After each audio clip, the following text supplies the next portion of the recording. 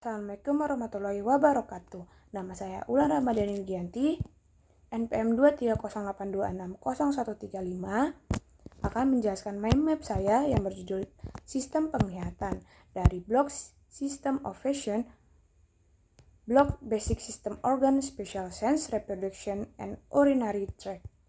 Di sini saya akan menjelaskan apa itu sistem penglihatan. Sistem penglihatan manusia adalah salah satu mekanisme sensorik paling kompleks dan vital yang memungkinkan kita untuk menginterpretasikan dan memahami dunia di sekitar kita melalui cahaya.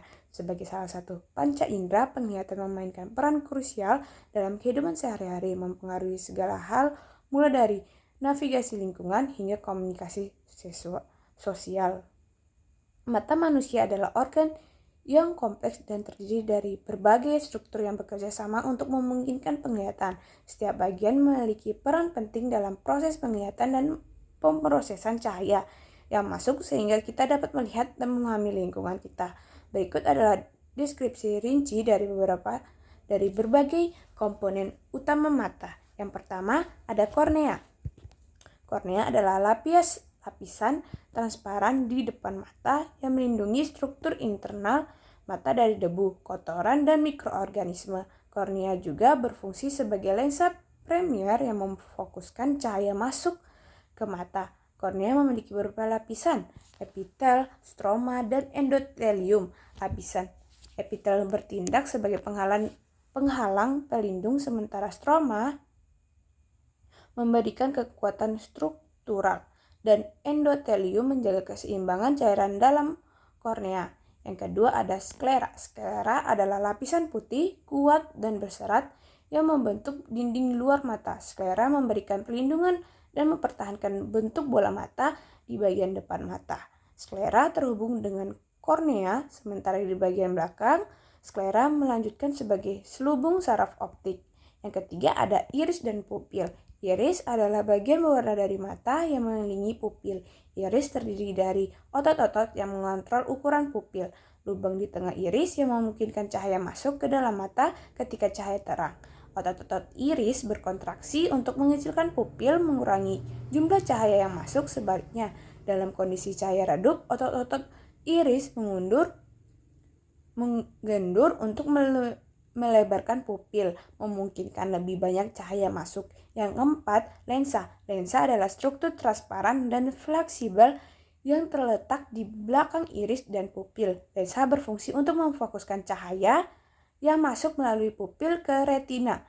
Lensa dapat mengubah bentuknya melalui proses yang disebut akomodasi yang dikendalikan oleh otot-otot siliaris. Ketika melihat objek dekat, otot siliaris berkontraksi membuat lensa lebih cembung.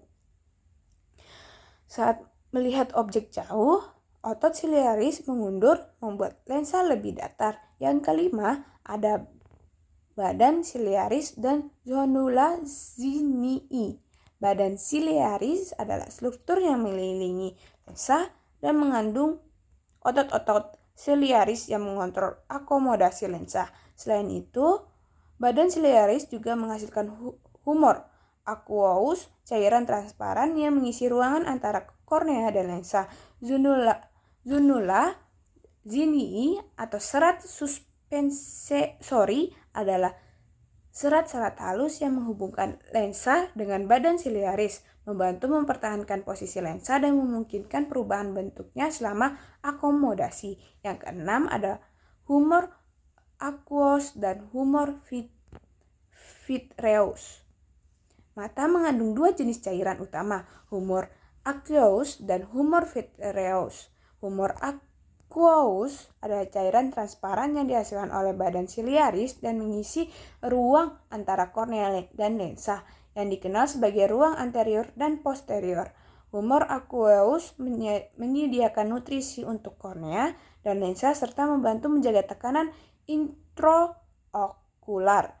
Humor vitreous di sisi lain adalah zat seperti gel yang mengisi ruang antara lensa dan retina. Humor vitreous memberikan dukungan struktural dan membantu mempertahankan bentuk bola mata. Adapun retina adalah lapisan tipis jaringan di bagian belakang mata yang mengandung jutaan sel fotoreseptor, yaitu sel batang dan sel kerucut. Sel batang bertanggung jawab untuk penglihatan dalam kondisi rendah cahaya dan tidak sensitif terhadap warna, sementara sel kerucut bertanggung jawab untuk penglihatan warna dan detail. Retina mengubah cahaya menjadi impuls listrik yang dikirimkan ke otak melalui saraf optik. Selain sel fotoreseptor, retina juga memiliki lapisan sel ganglion dan bipolar yang membantu memproses dan mengirimkan informasi visual. Yang ke-8 ada makula dan fovea. Makula adalah bagian kecil dari retina yang bertanggung jawab untuk penglihatan sentral yang tajam. Di pusat makula terdapat fovea, daerah kecil yang memiliki konsentrasi tertinggi sel kerucut. Nah, fovea adalah daerah yang memberikan ketajaman visual tertinggi dan digunakan untuk melihat detail halus dan warna yang jelas.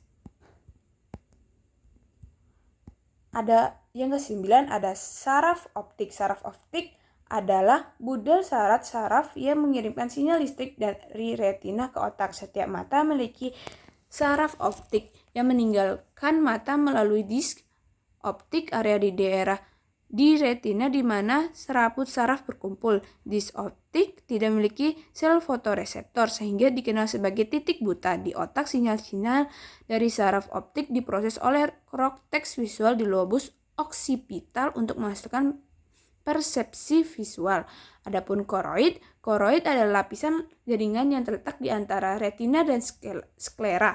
Koroid mengandung banyak pembuluh darah yang menyediakan oksigen dan nutrisi untuk retina. Selain itu, koroid juga mengandung pigmen yang membantu menyerap cahaya berlebih dan mencegah pantulan cahaya di dalam mata yang dapat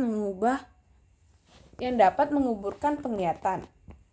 Yang terakhir ada konjungtiva. Konjungtiva adalah membran tipis yang melapisi bagian depan mata dan bagian dalam kelopak mata. Konjungtiva melindungi mata dari kotoran dan mikroorganisme serta membantu menjaga kelembapan mata dengan menghasilkan lendir dan air mata.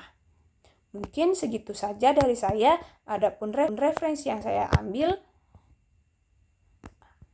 mungkin sekian dari saya. Kurang dan lebihnya mohon maaf sebesar-besarnya dari saya. Wassalamualaikum warahmatullahi wabarakatuh.